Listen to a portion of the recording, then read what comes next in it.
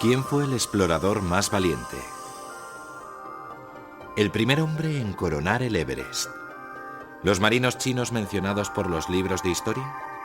¿Y el fracaso más heroico? ¿Un astronauta o un viajero olvidado por la historia?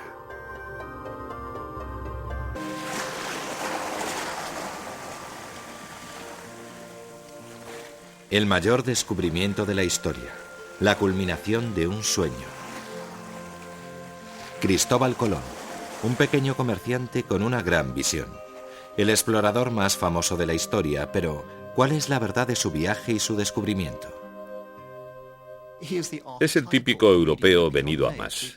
Quien más se le parece es Napoleón, y ambos son italianos de origen humilde y familias mafiosas a las que mantener, empeñados en salvar al mundo. Mienten, engañan, asesinan, extorsionan y chantajean y tienen a los grandes poderes de su parte. Funciona. En el siglo XV el mundo conocido era pequeño. A partir de teorías matemáticas y mapas dudosos, Colón convenció a los reyes católicos de que tenían a su alcance las riquezas de Oriente. Podía evitar las rutas comerciales existentes tomando otra dirección, el oeste.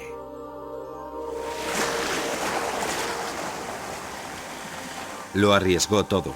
Navegó de noche por aguas desconocidas, siempre con los vientos alisios a favor, que harían doblemente difícil su regreso. Rumbo a un horizonte que los ignorantes tomaban por el límite de un mundo plano. Tuvo que engañar a la gente para que apoyaran su descabellado proyecto. No se puede dar la vuelta al mundo a vela, es demasiado. Pero Colón solo tenía que seguir mintiendo para emprender su aventura. Incluso a su tripulación, a la que embaucaba falsificando cuadernos de bitácora para que no creyera estar tan lejos de casa. A los 100 días de navegación vieron tierra. Justo a tiempo, con la tripulación a punto de amotinarse. Colón descubrió el Caribe y, creyendo llegar a Oriente, lo llamó Indias Occidentales. Hizo 4 viajes en total, pero jamás encontró la ruta a China ni las riquezas prometidas. Murió en España en 1506, totalmente desacreditado. Pero gracias a él, el viejo mundo descubrió al nuevo, y apoyado por el poder de España, hizo historia. Pero cuentan los relatos del viaje de Colón, muchos de ellos redactados por sus herederos después de su muerte, la verdadera historia. ¿Habría sido Colón tan valiente si hubiese sabido dónde iba? ¿Se había cruzado antes el Atlántico? A mediados del siglo XV, los cartógrafos empezaban a pensar que las leyendas de un paraíso occidental podían ser ciertas. Colón fue cartógrafo antes que explorador. Se ganaba la vida haciendo mapas para otros navegantes.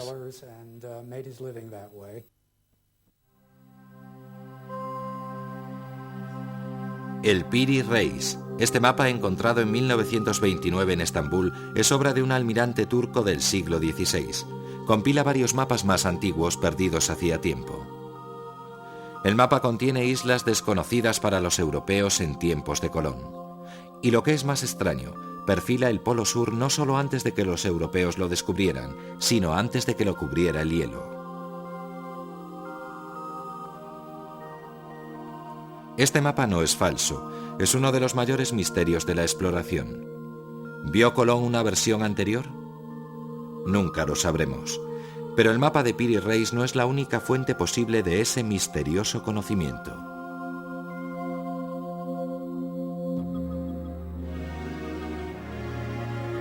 Siglos antes de Colón, el pueblo Thule de Siberia emigró al norte de Canadá a través del estrecho de Bering.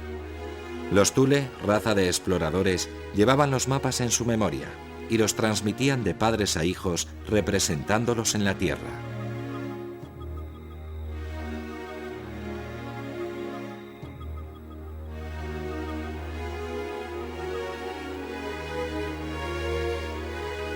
En el siglo XIX los exploradores se asombraron de la precisión de esos mapas. Es posible que exploradores anteriores encontraran a los Thule, copiaran sus mapas y transmitieran sus datos sobre un continente desconocido a los cartógrafos de tiempos de Colón. La investigación lo confirma, pero si Colón vio mapas con datos conocidos solo por los Thule, ¿cómo llegó la información a Europa? ¿Quién podía ser el responsable?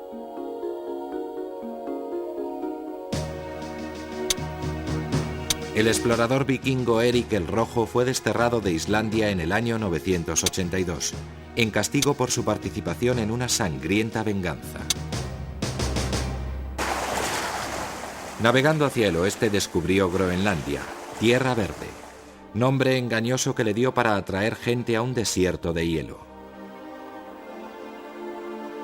Se instaló allí.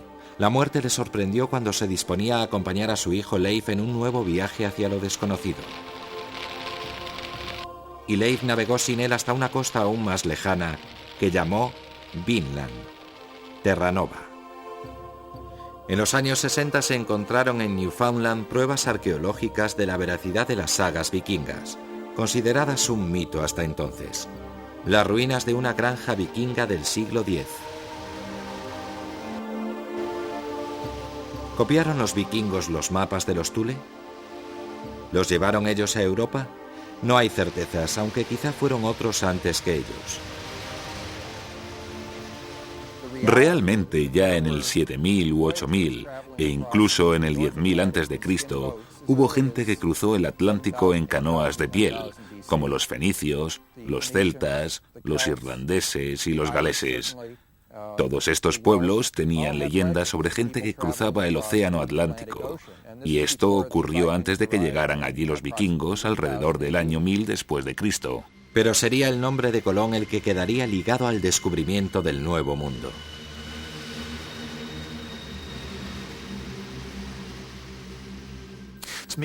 Para mí, Colón sigue siendo uno de los grandes de la historia mundial. Por muy codicioso o engreído que fuera, pudo morir sin llegar a China, que era su objetivo principal. Y sí, puede que los irlandeses lo hicieran antes, y los vikingos desde luego también, pero no cambiaron nada.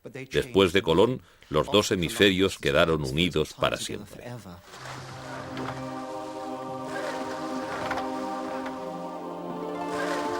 ¿Fue Colón más audaz que Leif Erikson o que los esquimales Thule? Hay muchos aspirantes al título de explorador más valiente. Quizá también los fenicios cruzaron el Atlántico y, como los Thule, su contribución a la exploración del mundo ha pasado largo tiempo inadvertida.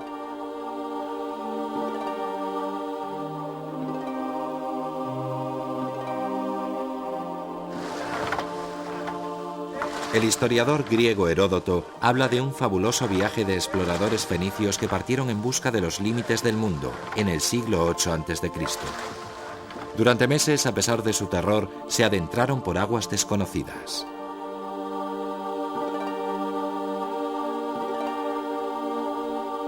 Cuando por fin regresaron, los marinos contaron las maravillas que habían visto. Asombrosas tierras y criaturas y el extraño camino del sol naciente. Dijeron llegar a un lugar donde, poniendo proa al norte, el sol se levantaba a estribor. Nadie les creyó.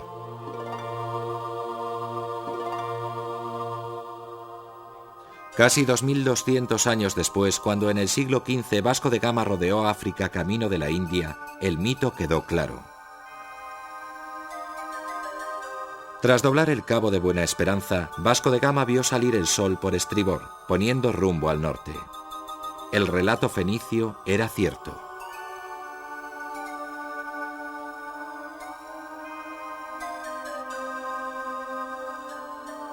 Los fenicios procedían de la costa de Canaán, donde aprendieron a construir buenos barcos mercantes que permitieron a una exploradora escapar de las luchas dinásticas de Canaán y fundar una ciudad-estado capaz de rivalizar con Roma.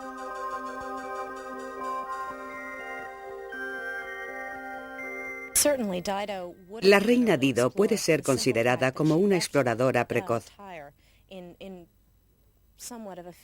por el simple hecho de que abandonó Tiro, donde su hermano había matado a su marido. y, acompañada de la élite de aquella ciudad, fundó Cartago.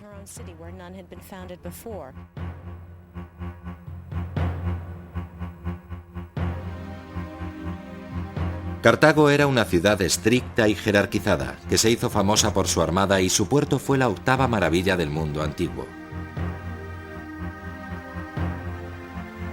Los barcos fenicios sirvieron de modelo de los mayores barcos de guerra del mundo antiguo, los trirremos griegos. Dejando atrás las rutas de cabotaje, los fenicios peinaron el mundo en busca del comercio y tesoros. Quedan muchos rastros del comercio, cuentas de ámbar procedentes del Báltico, cerámica egipcia, huevos de avestruz africanos. Está claro que tenían una gran red comercial. Eran muy buenos comerciantes, y ese es el contexto donde se inscribe la exploración.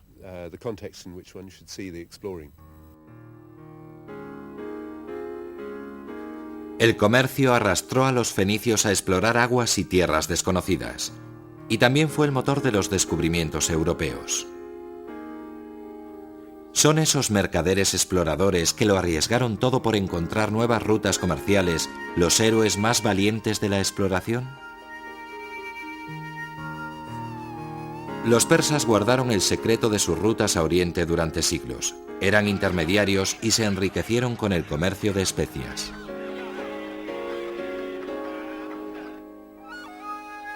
Y sería otro mercader, Marco Polo, de Venecia, el más famoso visitante de todo Oriente.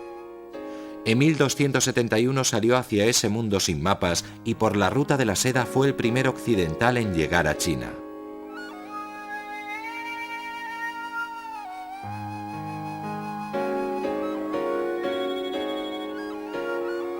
Pasó 17 años fuera, al servicio del emperador Kubilai Khan. A su regreso dictó sus memorias a un escritor que redactó el mayor relato de viajes de la Edad Media europea. Seguro que Colón tenía su copia. ¿O fue la copia de un fraude? Si estudias los textos a fondo, ves que es posible que no estuviera allí, que el relato asociado a Marco Polo sea de segunda mano. Su libro contiene una descripción de China, pero no es la visión hecha por un testigo directo. Actualmente muchos historiadores creen que buena parte de este relato se basa en anécdotas de comerciantes persas. Pero si no fue Marco Polo el primer occidental en llegar a China, ¿quién fue? En 1997 apareció otro candidato, un comerciante judío italiano llamado Jacob d'Ancona, que el año en que Marco Polo emprendía viaje, desembarcó al sureste de China en el puerto de Zaitún, una ciudad deslumbrante y condenada que esperaba su conquista por los mongoles. Jacob describe su admiración ante su comercio desmesurado, sus fuegos artificiales, el papel moneda y la pornografía. Pero el manuscrito con la historia de Jacob solo lo han visto dos hombres, un profesor de Oxford y su dueño anónimo. Muchos eruditos lo consideran otra falsificación.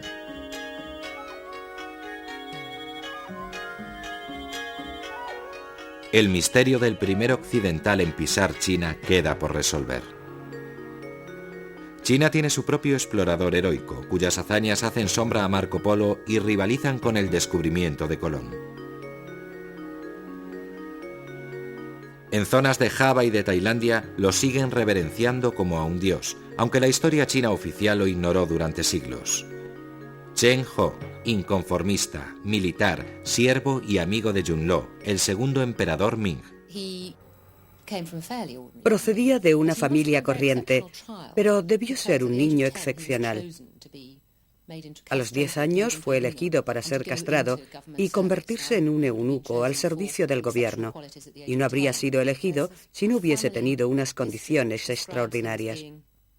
Según los relatos familiares, medía más de 2 metros y era muy corpulento. Debió ser todo un personaje. Cosa extraña en un eunuco, tenía largos bigotes y una voz imponente. Almirante en el mar, general en tierra y diplomático consumado, entre 1405 y 1433, Chen Ho dirigió 7 expediciones. la mayor de ellas con una flota de 300 juncos y casi 30.000 hombres. Sus viajes le llevaron a tierras lejanas, India, Persia y Arabia, y hasta Timor, en Indonesia, unos kilómetros al norte de Australia. Su aventura más osada le llevó hacia el oeste a través del Índico hasta la misteriosa costa de un continente desconocido para los chinos, África. Desde allí trajo regalos para su emperador, especias, joyas y una jirafa. Chen Ho murió a los 62 años durante su 7º viaje. Se cree que su cuerpo fue devuelto a China para enterrarlo con sus genitales y que pudiera entrar en los cielos como hombre entero. ¿Por qué desapareció de la historia un héroe de su talla? En materia de exploración, China iba por delante de Europa. Pero con el nuevo emperador, las expediciones cesaron. La exploración suponía progreso y cambios, y los nuevos gobernantes de China querían que todo siguiera igual. Chen Ho fue suprimido de la historia oficial china. Si China no tomaba la iniciativa, otros países ambiciosos lo harían. 3 siglos después de los viajes de Chen Ho y Colón, otro gran explorador zarpó de Inglaterra. Él también descubriría lugares que viajeros olvidados ya habían pisado. 1770. Tras semanas sin ver tierra, un barco destrozado navegaba penosamente hasta el puerto natural de un continente desconocido. Su capitán era el primero de una nueva estirpe de exploradores, un hombre de ciencia. Temeroso de los peligros de ese nuevo país, su capitán pisó tierra y bautizó a la costa Bahía Botany.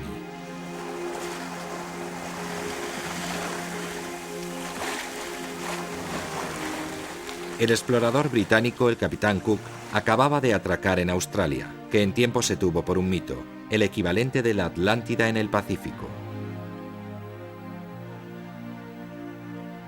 Aunque portugueses y holandeses habían avistado esa tierra antes que él, le tocó al capitán Cook explorar y cartografiar Australia y Nueva Zelanda. En total, Cook recorrió 3 veces el Pacífico y tomó en nombre del Imperio Británico más territorio que nadie antes que él. Sus viajes fueron asombrosos.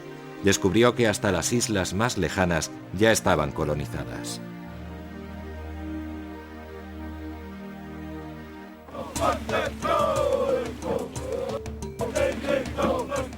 Como científico se quedó aún más sorprendido al constatar que los pueblos que encontró compartían un antepasado común.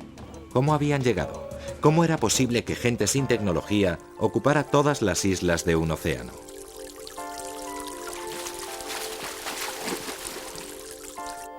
En la isla de Tahití, Cook intentó averiguar cómo encontraron sus habitantes el camino al paraíso. Los vientos alisios soplaban fuerte del este y sugerían un origen americano de esos isleños, pero no se parecían a los indígenas americanos. Debían venir del oeste, pero el viento rara vez soplaba de allí. Un enigma que no pudo resolver. Cook nunca volvió de su tercer viaje. Como tantos exploradores, tuvo una muerte violenta.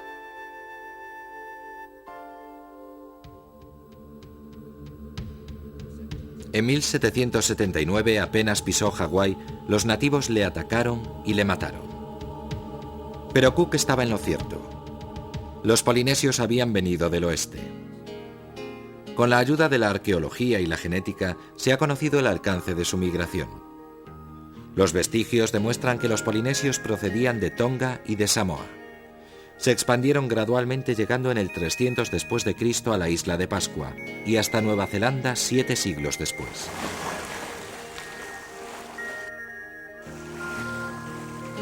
Orientándose por el sol, las estrellas, los tipos de nubes y el carácter del mar, los marinos polinesios aprendieron a aprovechar los escasos vientos del oeste. Eso fue su salvación. Sabían que podrían volver a casa cuando el viento, inevitablemente, rolara de nuevo al este. Navegaron con sus familias en frágiles barcos de madera, llevando consigo todo lo necesario para colonizar Islas Vírgenes. Hacía falta valor para esos viajes. Los polinesios navegaron miles de millas en balsas, contando para protegerse de los muchos peligros del océano tan solo con su habilidad como marinos y con la suerte. Pero los polinesios no fueron los únicos exploradores nativos cuyas hazañas fueron ignoradas hasta hace poco. Cuando los exploradores quisieron adentrarse en el corazón de África, Australia y América, los guías nativos se convirtieron en una necesidad vital.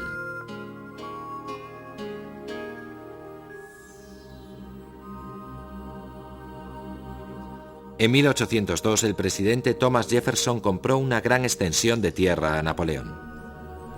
El 1.300.000 kilómetros cuadrados de Luisiana se vendió por $15 millones.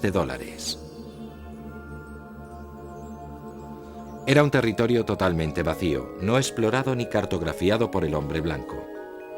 Jefferson envió a Meriwether Lewis, su secretario privado, y a William Clark, un militar, a explorarlo y buscar el legendario Paso al Noroeste, una ruta fluvial hacia la costa del lejano oeste. En la primavera de 1804 partía una expedición de 50 hombres. El Cuerpo del Descubrimiento, como fueron conocidos, pretendía remontar los ríos de Mississippi y Missouri, una ruta plagada de peligros. En su avance por los ríos hacia el oeste, la expedición cruzó las montañas rocosas y llegó al Pacífico a pie. Y fue la primera en encontrar las tribus indias del oeste, la parte de su misión que Jefferson creía más peligrosa.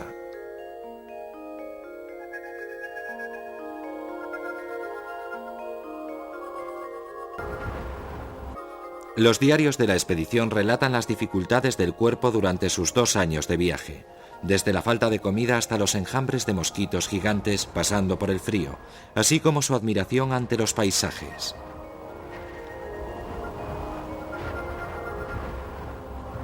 Los primeros encuentros con los indios fueron bien. Muchas tribus ya comerciaban con los estadounidenses y quedaron impresionadas por las medallas y los discursos que Lewis y Clark les brindaron. El gran jefe de las 17 naciones de América, preocupado por el bienestar de sus nuevos hijos, nos envía a despejar el camino y convertirlo en senda de paz. Pero como predijo Jefferson, según iban hacia el oeste, los encuentros con los indios se volvieron más peligrosos.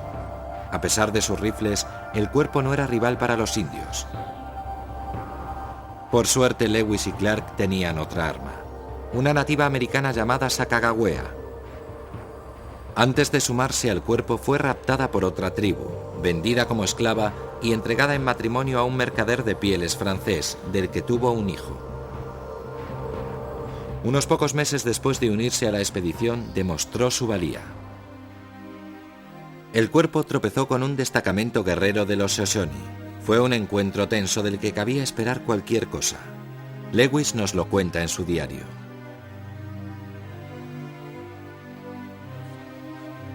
La vista de la mujer india confirmó a esa gente nuestras buenas intenciones, pues por aquí ninguna mujer acompaña a un destacamento guerrero de indios. Ahora su hermano era jefe de ese pueblo empobrecido y noble. Sacagawea no se quedó con los suyos, quiso seguir con su marido y el Cuerpo del Descubrimiento.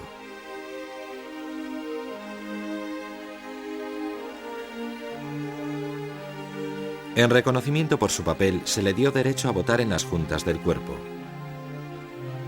Sacagawea fue un miembro esencial del equipo. Sin ella no hubieran podido regresar en 1806.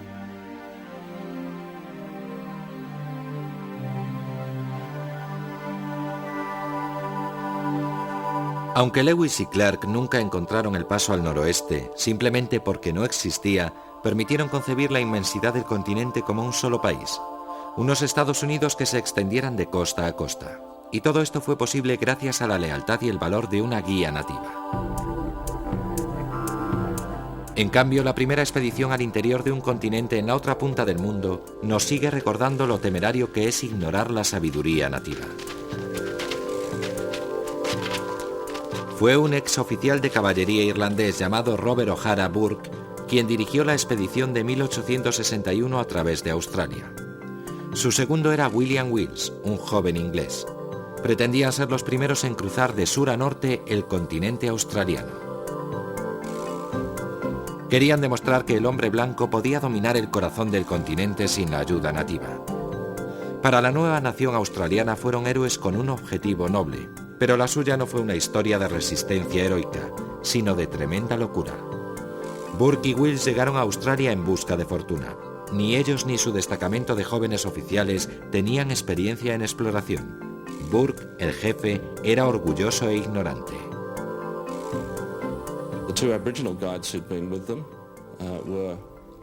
Dejaron atrás a los dos guías aborígenes demasiado lentos para su gusto. Fue un gesto de vanidad. Él solo quería tener un reducido grupo de amigos que le acompañara. En su avance hacia el norte, la obsesión de Burke fue en aumento, y en vez de rodear las montañas, las escalaron. Llegaron al Golfo de Carpentaria, hundidos en el barro hasta las rodillas, y su única prueba de haber alcanzado el Golfo fue beber agua salada en un arroyo. No vieron el mar, consideraron que era suficiente y volvieron sobre sus pasos. Su equipo de apoyo les abandonó. Burke les había ordenado esperar durante 3 meses mientras cubría la última etapa. Tardó justo 3 meses en volver. Encontró una nota diciendo que habían partido esa misma mañana hacia el siguiente campamento base, más al sur. Burke y Wills trasladaron 30 kilómetros el campamento junto a un pozo.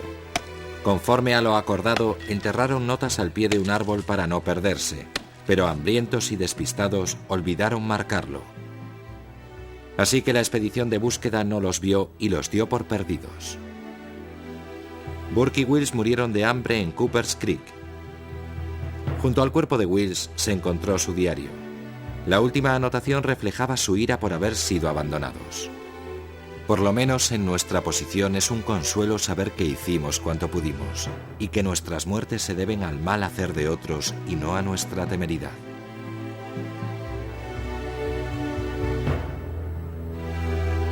En realidad lo que les mató fue un acto descabellado. Despedir a los aborígenes, expertos en supervivencia y navegación en esa región engañosa. Durante milenios los aborígenes cruzaron el interior. Como los esquimales Thule, llevaban sus mapas grabados en la memoria, en canciones que los guiaban por accidentes del terreno.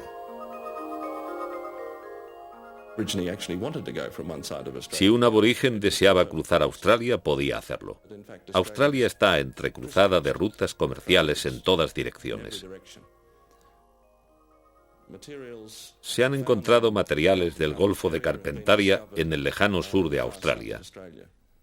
Y estos materiales fueron llevados por los aborígenes a las zonas que los exploradores recorrieron.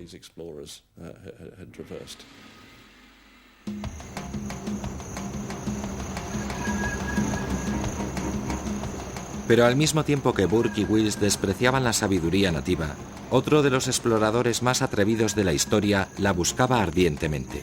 Su objetivo era África, el continente negro, exótico, fascinante y sembrado de peligros. Sir Richard Francis Burton, aventurero, lingüista, erudito y coleccionista de literatura erótica. En 1854, disfrazado como un rico mercader musulmán, intentó entrar en la ciudad somalí de Harara, prohibida a los cristianos so pena capital. Una década antes, con su disfraz de peregrino, logró entrar en la Meca y Medina, pero en África las cosas le saldrían peor.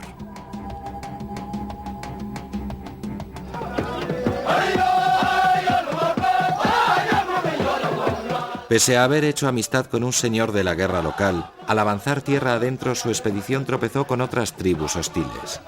Acusados de espionaje fueron atacados en plena noche por cientos de guerreros. En la batalla que siguió murió uno de los suyos y otro fue malherido.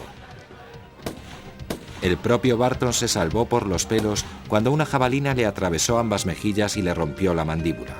Tuvo que abandonar la expedición. 3 años más tarde, después de luchar en la guerra de Crimea, regresó a África y esta vez encontró el lago Tanganica.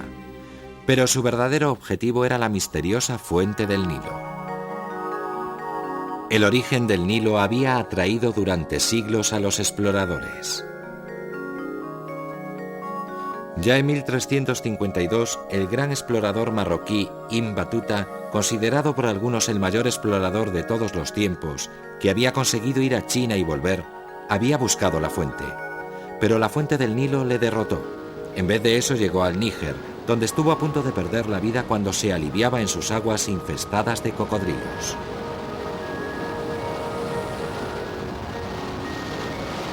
El Nilo también derrotó a Barton. África no se plegaba a sus gustos, así que se marchó quejándose de que carecía de la avanzada cultura de los árabes. Después haría fortuna traduciendo al inglés los 101 caballeros árabes y el Kama Sutra. Y solo un tecnicismo lo salvó de la cárcel por violar las leyes inglesas sobre la obscenidad. Pero la carrera africana no hacía sino empezar. El Foreign Office de Londres, centro neurálgico del mayor imperio del mundo jamás visto. Sus muros siguen exhibiendo un recordatorio de su pasado colonial y de uno de sus mayores héroes.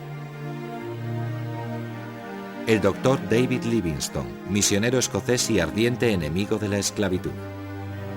En sus muchas expediciones al corazón de África, bautizó algunos de los más famosos accidentes del paisaje del continente, como las Cataratas Victoria. En 1866 emprendió una nueva misión con un doble objetivo: difundir la palabra de Cristo y llevarse el mayor premio de las exploraciones africanas: encontrar la fuente del Nilo. Livingstone se adentró en África y durante 6 años no dio señales de vida. Un misterio que cautivaba a la nueva prensa popular y que decidió a un editor americano a enviar a un periodista, Henry Morton Stanley, a buscar a Livingstone y apuntarse un tanto publicitario. La historia recuerda a Stanley sobre todo por la frase desenfadada con que saludó al doctor. El doctor Livingstone, supongo. Livingstone había contraído fiebres y se había perdido, y creyendo haber encontrado el curso alto del Nilo, en realidad estaba en el Congo. Stanley, su salvador, tampoco era lo que parecía. Stanley se consideraba americano y durante casi toda su vida negó ser galés y ocultó sus orígenes de niño pobre e ilegítimo criado en un taller que después emigró a América.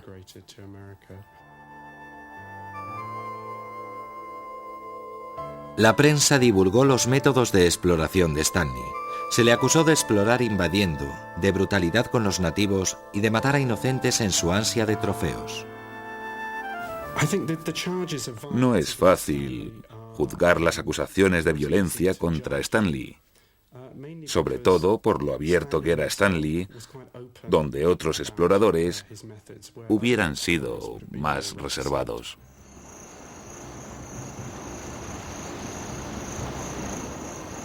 Ni Stanley ni Livingstone encontraron la fuente del Nilo, porque no hay una sola, sino varias.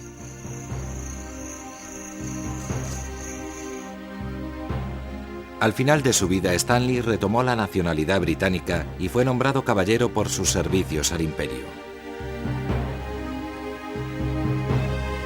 Livingstone murió en 1873 con una aureola de paladín del imperio y del movimiento antiesclavista. Su fama de santo quedó asegurada por sus compañeros misioneros que publicaron sus últimos diarios. Pero ¿dieron al mundo una versión incompleta de la vida de Livingstone? La imagen de Livingstone como símbolo de las virtudes británicas fue cuidadosamente elaborada por el editor de sus diarios.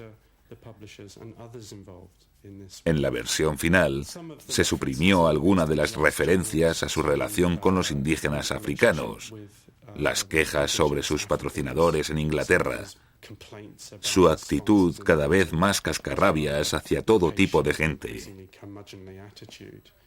Incluso hay pruebas de que pegaba a sus sirvientes.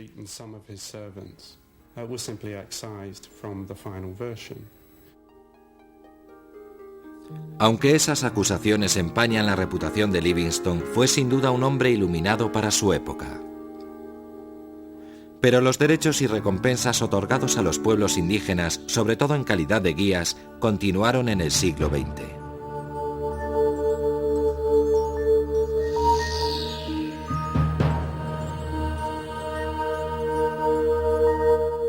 El Everest, con más de 8.000 metros, es la montaña más alta de la Tierra y el máximo desafío para un escalador. En 1953 se formó un equipo británico para escalarlo. La presión era tremenda, ya que un año antes un equipo suizo estuvo a punto de alcanzar la cima. Tenían una oportunidad. Si no lo lograban, la gloria de conquistar el Everest recaería en otro país. La expedición partió a la India, donde se encontró con dos miembros cruciales. Edmund Hillary era un callado y brillante escalador neozelandés. Y Norgay Tenzing, un guía sherpa que había participado en tentativas previas y conocía mejor que nadie la montaña. Tras una larga aproximación, estos dos hombres iniciaron la escalada en la madrugada del 29 de mayo para intentar el tramo final y conquistar la cima.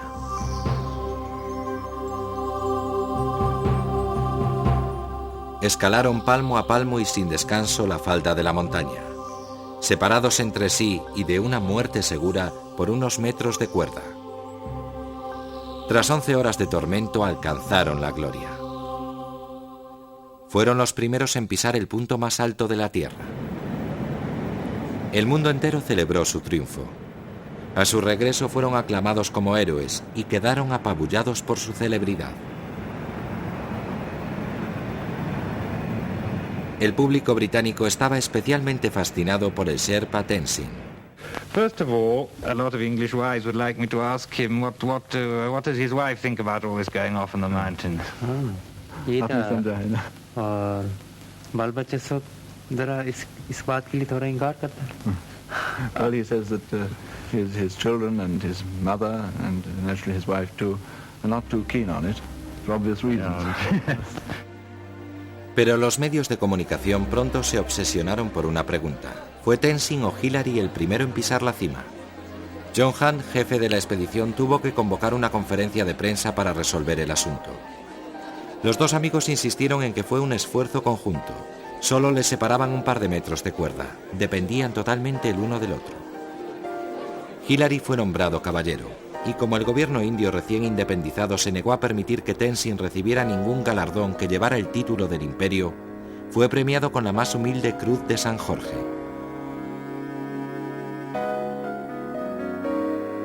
Pero a su vuelta a India fue Tenzing el verdadero héroe.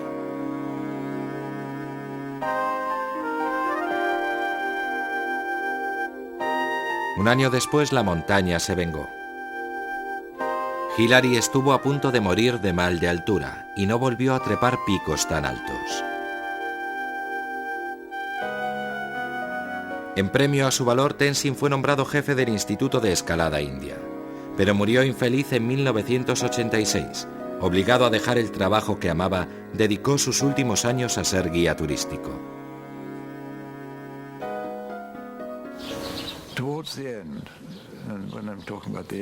Hacia el final, y cuando hablo del final, me refiero a poco antes de morir, se había convertido en un hombre infeliz. Volvimos a encontrarnos por casualidad y por un momento fuimos muy felices. Ahora que no podía escalar, Hillary se dedicó a otro gran objetivo, el Polo Sur.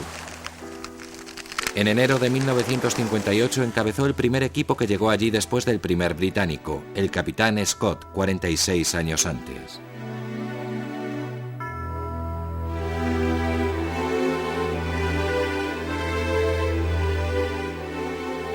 Un gran continente deshabitado, sin guías nativos para orientarse por sus valles helados, ni huellas de seres humanos que vivieran allí en un pasado remoto.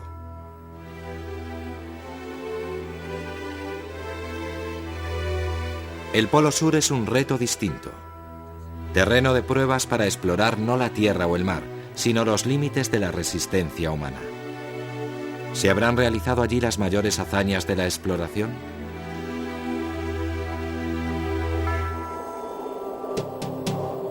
En palabras de un miembro del equipo, la expedición al Polo Sur del capitán Scott fue un viaje al alma desnuda del hombre. Una carrera para alcanzar el lugar más desolado del planeta. En enero de 1911, el equipo de 12 hombres de Robert Scott inició un duro recorrido de más de 3.000 kilómetros por tierra hasta el Polo Sur. Se disputaban el triunfo con un rival noruego, Roald Amundsen, pero partieron con la moral alta, deseosos de apuntarse el tanto para Inglaterra. A Scott le movían un exagerado sentido del deber y la desesperación. Para él el polo era una meta arbitraria, pero la victoria ofrecería oportunidades irresistibles no solo a la ciencia, sino a un pobre oficial de la Armada con una larga carrera por delante y una familia que mantener.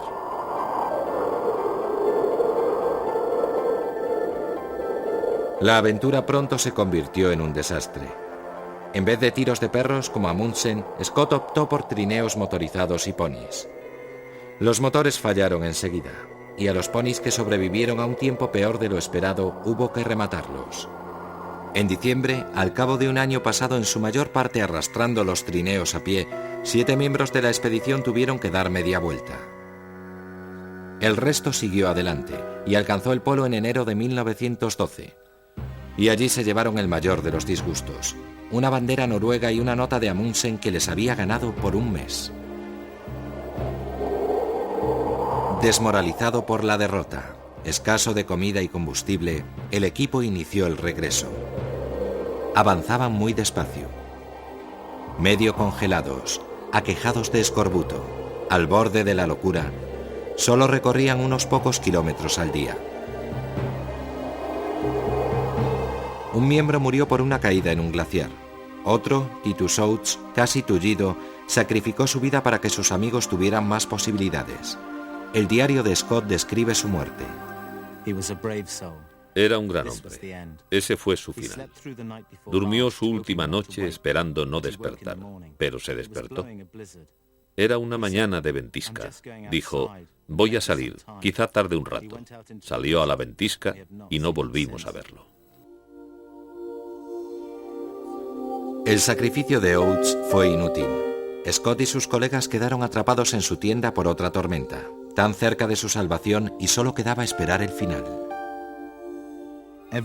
Cada día nos disponemos a salir hacia la base, a 18 kilómetros de aquí. Pero fuera de la tienda te arrastra el viento. No creo que esto mejore. Aguantaremos hasta el final, pero estamos cada vez más débiles y el final no puede tardar. Un año después se encontraron sus cuerpos y el diario de Scott. Como jefe, Scott cometió un error fatal al no usar perros, y su colega noruego lo eliminó. No sabemos si lamentó el empeño que le costó la vida. Su diario no lo admite. Nunca criticó a sus hombres, y sus ideales no le abandonaron. Fue una muerte heroica. Para Scott, la prueba de resistencia formaba parte de un objetivo más amplio. En cambio, para algunos exploradores modernos, el objetivo es la resistencia en sí.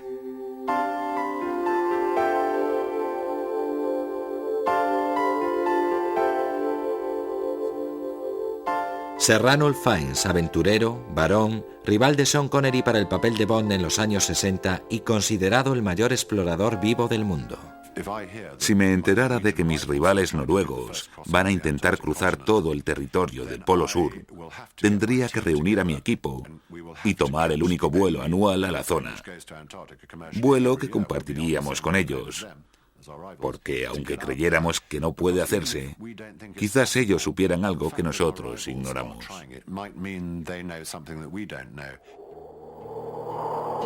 Sir Ranulph Fiennes ostenta el récord por su primer viaje por el continente antártico sin apoyo. Él y su colega fueron a pie, llevando a cuestas todo lo que necesitaban para sobrevivir. Una hazaña de resistencia superior a la del propio Scott. Al terminar, al cabo de 100 días, sin ningún apoyo, nos moríamos de hambre. Estábamos desnutridos, con hipotermia. Quizá nuestro viaje fue física y moralmente más duro que el de Scott y Amundsen, porque no teníamos ningún apoyo. Casi morimos en el intento. Hoy los últimos lugares vírgenes son un reto irresistible. Los exploradores deben encontrar nuevos récords que batir. Una vez conquistado el Everest, queda por escalar sin oxígeno el K2, el pico más duro. La exploración moderna no trata de descubrir nuevas tierras, sino nuevos límites de resistencia humana. Ya no somos exploradores, porque explorar es ir a sitios totalmente nuevos o descubrir algo totalmente nuevo, cosa que ya solo se puede hacer en el espacio o bajo el mar. Las nuevas fronteras, los nuevos retos han transformado la naturaleza de la exploración y el significado del valor. 20 de julio de 1969, el momento culminante de la exploración del siglo XX. El Eagle ha alunizado. Fue un suceso espectacular televisado al mundo entero. Neil Armstrong fue el primer hombre en pisar la Luna. Un pequeño paso para un hombre. Un gran paso para la humanidad. Impulsado como tantos viajes de descubrimiento por la competencia entre países, el millonario programa espacial de Estados Unidos era exploración a gran escala. Símbolo del poder americano y una victoria sobre Yuri Gagarin, el campeón soviético, primer hombre en viajar por el espacio 8 años antes.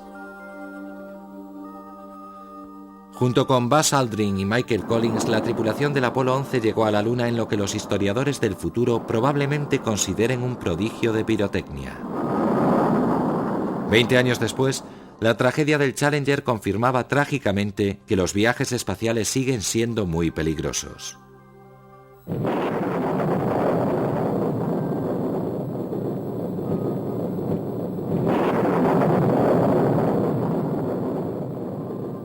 El siguiente objetivo es Marte, un planeta que ya han pisado los robots.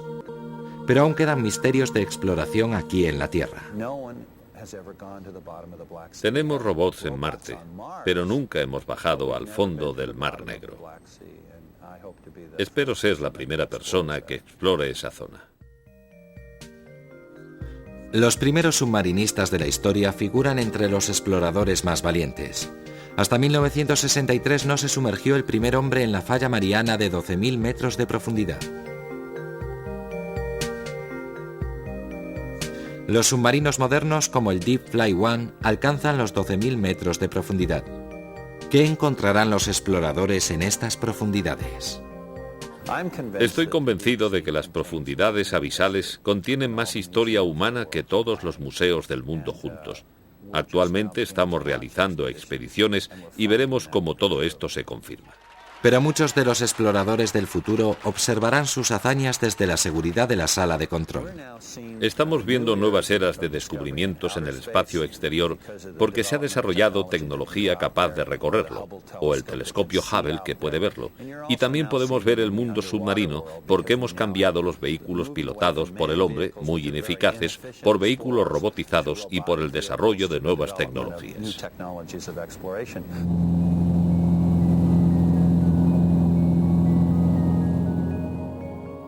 Si los robots exploran el espacio y el fondo del mar, ¿dónde estarán los héroes modernos de la exploración?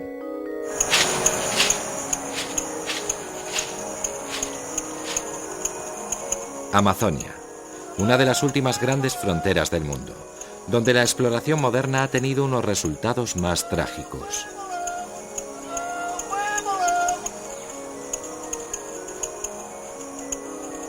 En los años 70, tras el descubrimiento de sus riquezas minerales, desembarcaron aquí los promotores, decididos a construir autopistas en plena selva. Aquí vivían indios como los Guaymari, un pueblo olvidado y aislado del mundo exterior.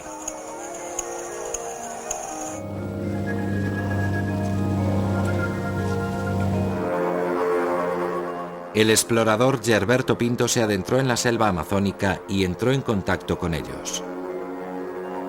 Como un Livingstone moderno, arriesgó su vida sin saber si su visita sería bienvenida. Pero era otro tipo de misionero que venía a salvar no sus almas, sino su modo de vida. Tras ganarse la confianza de los indios, se erigió en defensor de su causa contra la construcción de la autopista. Las fuerzas que se desataron contra él eran más peligrosas que la selva o los indios. En 1976 fue asesinado en circunstancias oscuras. La versión oficial de la dictadura militar brasileña fue que los indios lo mataron.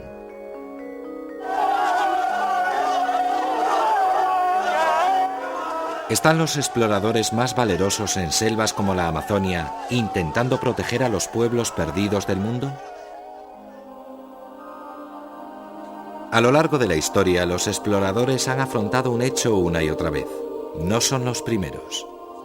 Siglos antes de Colón, esquimales y vikingos llegaron hasta América. Casi un milenio antes que Cook, los marinos polinesios cruzaron el mar abierto para instalarse en las islas del Pacífico. Es en ellos en quienes recae el honor de ser considerados los exploradores más audaces. Grupos de colonos polinesios que zarparon hacia un horizonte ignoto, sin saber si se precipitarían por el fin del mundo o se los tragaría el mar.